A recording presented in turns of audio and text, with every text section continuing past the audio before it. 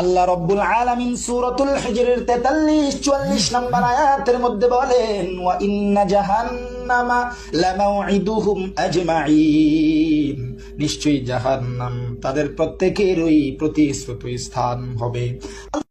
এ বন্ধু, হাফিজুরের দালালি ছাড়ো। আল্লাহ তাআলা এত নাজ নিয়ামত দান করছে, এত সুন্দর কণ্ঠ দান করছে, কারো দালালি করার জন্য না, একমাত্র জন্য বলি। কারো দালালি করার দরকার নাই, কারো সুর নকল করার দরকার নাই। আল্লাহ তোমার যে সুর দিছে ওই সুরটা নিয়ে সন্তুষ্ট থাকো। এরে তুই যে আমারে নসিহত করলি, তোর গলায় তো হাফিজুরের আওয়াজ শোনা যায়। তুইও তো হাফিজুরের দালালি কইরা কইরা আরেকজন রে নসিহত দেস না, না, আরেকজনের দালালি কইরা কইরা অন্য জন রে নসিহত দিস না।